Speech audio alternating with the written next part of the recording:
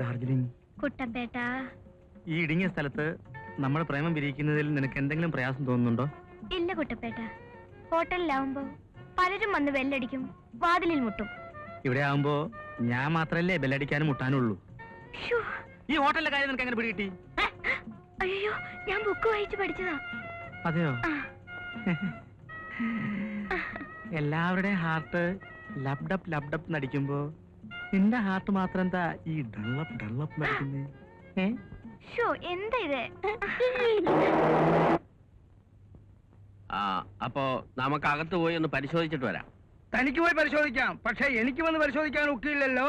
എന്താ കാരണം? ഞാൻ വന്ന കാണാൻ പാടില്ലാത്ത പലതും കാണേണ്ടി വരും. താൻ ഒറ്റയ്ക്ക് പോയി പരിശോധിക്കും. ഓഹോ, ഈ കാര്യത്തിന് മാത്രം ഞാൻ ഒറ്റയ്ക്ക് പോയി പരിശോധിക്കണം അല്ലേ? വരാൻ പറഞ്ഞാൽ വരണം, ഇരിക്കാൻ പറഞ്ഞാൽ ഇരിക്കണം, പോകാൻ പറഞ്ഞാൽ പോകണം. 20 കൊല്ലമായിട്ട് എനിക്ക് തരുന്ന ശമ്പളം എന്താണെന്നറിയാമല്ലോ. അതെ, ശമ്പളം മാത്രം. ഈ സ്റ്റാമ്പ് വിഴുങ്ങുന്നോ? താൻ പോയി പരിശോധിച്ചു വാ. ഗോപി.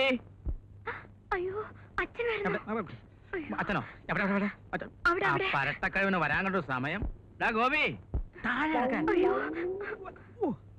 ഗോപി, ഇനി ഇവര് വല്ല സസ്പെൻസിനകത്ത് ആയിരിക്കാവോ? അല്ല, ഇതാരാ? അമ്മാവനോ? അമ്മാവനോ? ഞാനാരാ? നിന്റെ അമ്മയുടെ ആങ്ങളെ?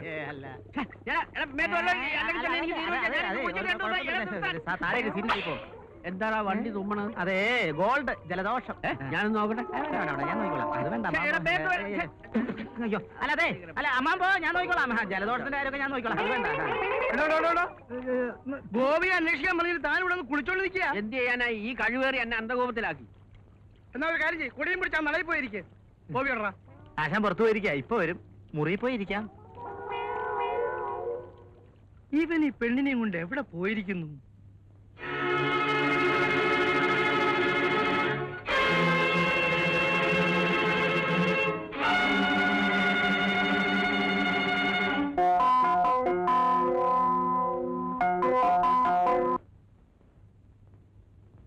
ഇത് രാധയല്ലേ?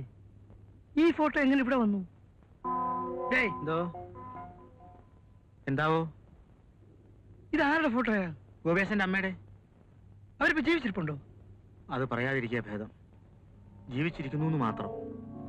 അവരിപ്പോ ജയിലിലാ. ജയിലിലാ? ഹലോ ഗോപി. ഹലോ. നാഗേന്ദ്രൻ സാറിന് ഗോപിയെ അത്യാവശ്യമായി കാണണമെന്ന്. എനിക്ക് അയാളെയും അയാൾക്ക് എന്നെയും കാണേണ്ട ആവശ്യമില്ല. ഇനി അയാളുടെ രഹസ്യങ്ങൾക്ക് കൂട്ടുനിൽക്കാൻ എന്നെ കൊണ്ട് സാധ്യമല്ലെന്നും പറഞ്ഞേക്ക്. ഇത് ബിസിനസിനെ പറ്റി പറയാനുള്ളതല്ല, പേഴ്സണൽ മാറ്റർ. നിന്റെ അച്ഛനെ പറ്റിയുള്ള വിവരങ്ങൾ അറിയണമെങ്കിൽ നാഗേന്ദ്രനെ പോയി കാണുക. നീതിപീഠത്തിൽ നിൽക്കുന്ന ആ നീചാണല്ലേ എന്റെ അച്ഛൻ. ഞാൻ അയാൾക്ക് ജനിച്ച മകനാണെങ്കിൽ എന്റെ അമ്മയുടെ ഓരോ തുള്ളി കണ്ണീരിനും ഞാൻ എണ്ണി എണ്ണി കണക്ക് പറയിക്കും. ഗോപി, എന്ത് പറഞ്ഞാലും നീ അയാൾക്ക് ജനിച്ച മകനാണ്. അല്ല, അയാൾ എന്റെ അമ്മയോട് കാണിച്ച വഞ്ചനയുടെ പ്രതിരൂപമാണ് ഞാൻ. ഞാനിതിന് പകരം ചോദിക്കും. Very good.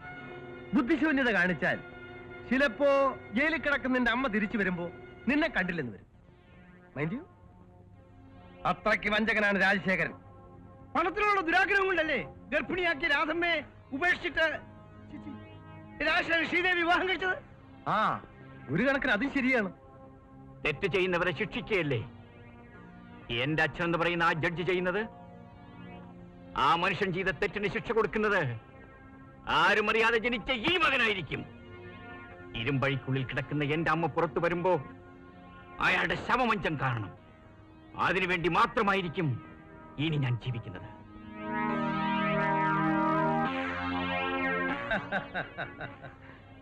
ഹൃദയമില്ലാത്ത ആ മനുഷ്യനെ നീ കൊല്ലാതെ കൊല്ലുകയാണ് വേണ്ടത്. നിനക്കെന്ത് വന്നാലും ഞങ്ങളുണ്ടാകും. ഗോപി, അയാൾ വലിച്ചെറിയപ്പെട്ട മകൻ നീ, വളർത്തപ്പെട്ട മകൻ ശങ്കർ. വലിച്ചെറിയപ്പെട്ടവന്റെ അമ്മ ഇരുമ്പഴികൾക്കുള്ളിൽ, വളർത്തിയവന്റെ അമ്മ മണിമാളികയിൽ. എന്തൊരു വിരോധാഭാസം! കൂടുതൽ സംസാരിച്ച് എന്നെ ഭ്രാന്ത് പിടിപ്പിക്കരുത്. ഭ്രാന്ത് പിടിക്കേണ്ടത് നിനക്കല്ല, അവനാണ്, നിന്റെ തന്തയ്ക്ക്. അത് നീ വിചാരിച്ചാലേ സാധിക്കും. ഞാൻ എന്ത് ചെയ്യണം? അച്ഛന്റെ പ്രതിക്കൂട്ടിൽ മകൻ കയറണം.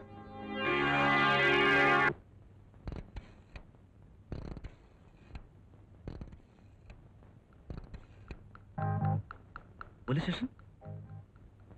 പതിവായി വിളിക്കാറുള്ള പബ്ലിക് മാൻ തന്നെയാണ് ഇപ്പോഴും സംസാരിക്കുന്നത്.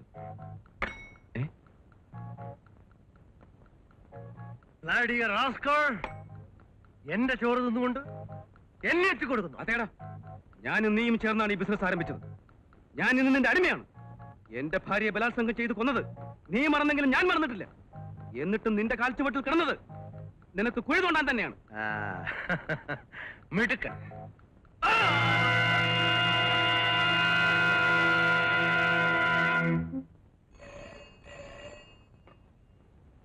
ഹലോ, അതെ ഡാഡി, ഞാൻ തന്നെ.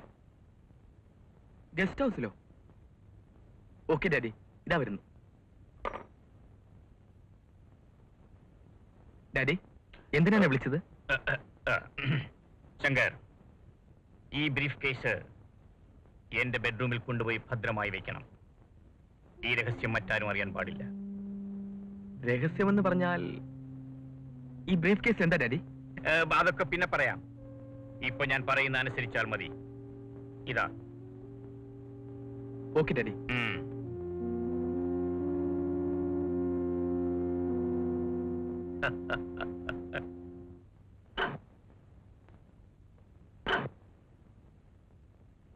കുട്ടപ്പാ, ഇവിടത്തെ നമ്മുടെ ജോലി കഴിഞ്ഞു. വാ.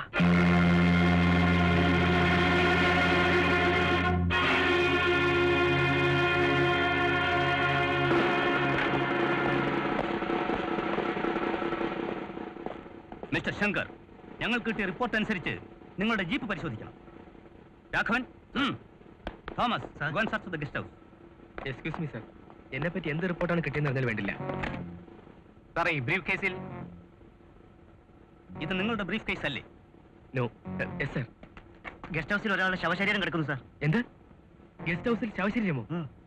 ശങ്കർ, ബുദ്ധിപൂർവ്വം ഒന്നും അറിയാത്തതുപോലെ എന്റെ അടുത്ത് ആക്ട് ചെയ്യരുത്. You are under arrest. കുട്ടപ്പ, കണ്ടോടാ ഒരു നേരം പോക്ക്. കുറ്റവാളികളെ തിരുത്തേണ്ടവൻ സ്വയം കുറ്റം ചെയ്യുന്നു. ആളെ മനസ്സിലായോ? ഇല്ല. ജസ്റ്റിസ് രാജശേഖരന്റെ ഓമന പുത്രൻ. ഓഹോ, എന്റെ വടക്കുന്നാഥ മുത്തി. ഏതളയിൽ ഏത് പാമ്പാണ് ഇരിക്കുന്നതെന്ന് ആർക്കറിയാം? അതായത് നീതി കിട്ടാൻ വേണ്ടി ഇനി നമ്മളിവിടെ ജീവിച്ചിട്ട് കാര്യമില്ല. നമുക്ക് ഏതെങ്കിലും വൈകുണ്ഠത്തിൽ പോയി ജീവിക്കാം.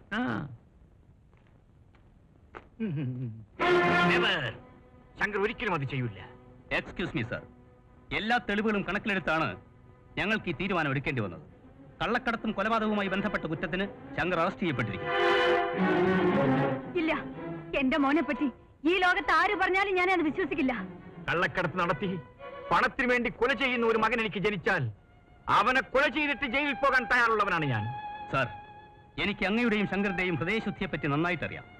പക്ഷെ നിയമത്തിന്റെ മുമ്പിൽ അങ്ങും ശങ്കറും ചെയ്യുന്നതേ എനിക്കും ചെയ്യാൻ കഴിയും.